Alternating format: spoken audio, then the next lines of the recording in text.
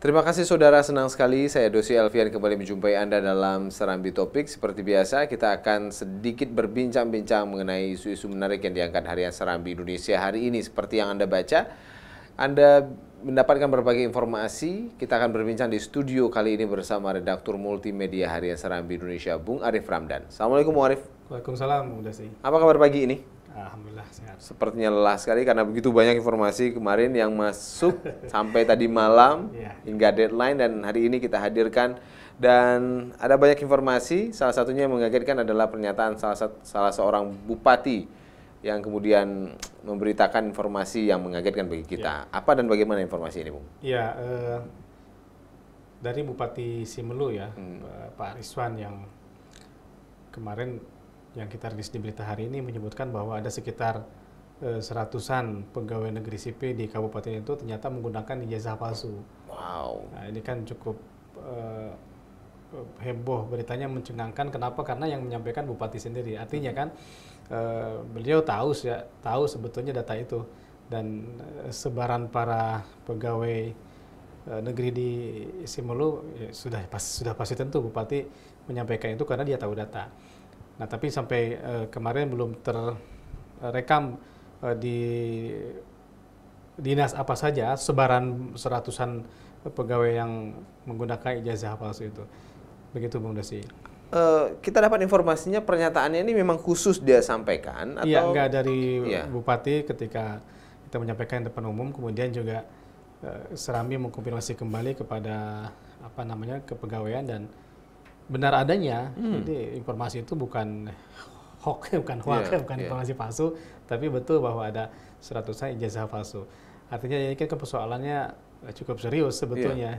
Nah, ini Bung Dosi, mudah-mudahan ditindaklanjuti, dan setelah ditemukan itu terus mau diapain ya? Tentunya harus diusut. Ini pertanyaan berikutnya gitu harus ya. diapain, harus diusut, kan seratusan itu kan bukan sedikit. Artinya kalau pegawai negeri menggunakan ijazah palsu untuk mendapatkan pekerjaan ketika itu, berarti pembayaran juga tidak salah, karena jabatan yang misal kalau dia sekarang menjabat atau dia duduk di posisi-posisi tertentu sebagai pegawai ya tidak sah. Ini kan sudah lama ya mereka menjabat. Bagaimana kemudian informasi ini mencuat, Bung Arif, Anda lihat?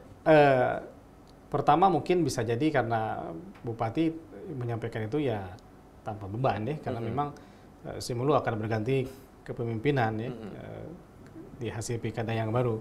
Ini menjadi bukan temuan, saya pikir sebagai pemberitahuan bahwa ada persoalan sebetulnya di Simelu dari aparatur negeri di sana menggunakan ijazah palsu. Tapi kan kita juga harus melihat bahwa dulu ketika proses rekrutmennya bagaimana gitu. Ya, kok bisa sampai kemudian orang sudah menjabat seperti ini ya? Mudah-mudahan itu juga nanti kita gali terus, akan ketemu di mana dan sebaran mereka tuh di dinas atau di kantor-kantor mana saja, sehingga nanti kemudian diambil tindakan yang sesuai dengan hukum yang berlaku tentunya. Berkaca dari Simelu, apakah kemudian ada kekhawatiran di daerah-dairah lain mungkin saja bisa hal seperti terjadi? Bisa jadi terjadi, dan ini saya pikir akan menjadi telaah semua kabupaten kota. Jangan-jangan juga di tempat lain ada juga yang seperti ini. Gitu. Nah, itu Bung Dosi, persoalan baru yang muncul.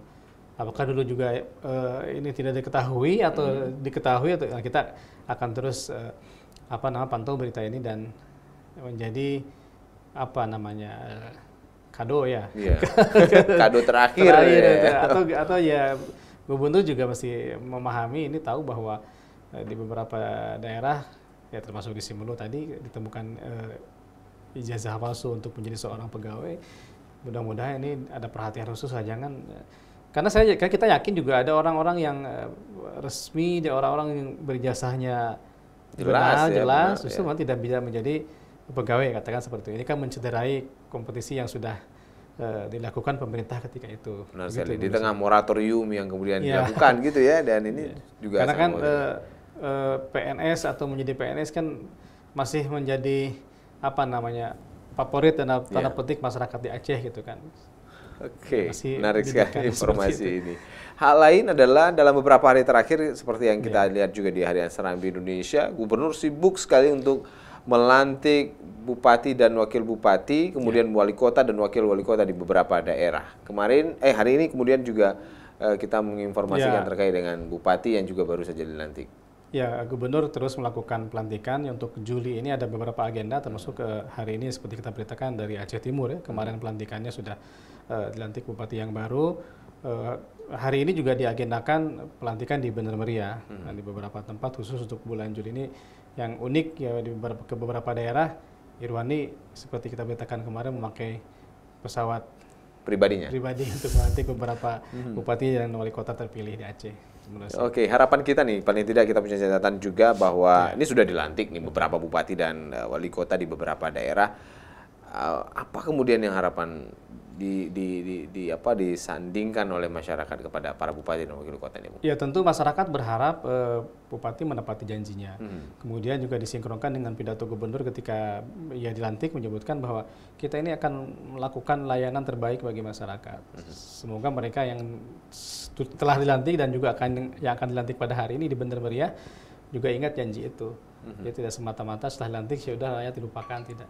Tapi berikan yang terbaik untuk masyarakat. Itu harapan masyarakat. Ya. Terakhir Bung, informasi yang juga sangat menarik adalah informasi yang sempat kita beritakan juga,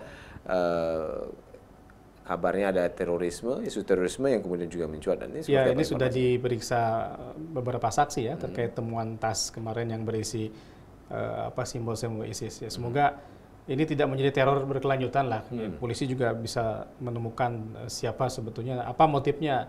Apakah itu iseng atau memang teror betul-betulan. Nah ini juga menjadi warning atau perhatian bagi semua pihak untuk terus menjaga keamanan dan kestabilan di masyarakat agar masyarakat tidak takut seperti itu. Betul, apalagi kemudian citra masyarakat Aceh, setelah pilkada ini kita berharap memang tidak ada hal-hal yang tidak semoga seperti itu ya, aman seterusnya seperti itu. Baik, terima kasih Bung Arief atas bincang-bincangnya hari ini, dan saudara, demikian perbincangan kami bersama Redaktur Multimedia Harian Serambi Indonesia Bung Arief Ramdan. Baca Harian Serambi Indonesia dan kunjungi kami juga di www.serambinews.com. Saya Dosi Alfian, kembali ke studio.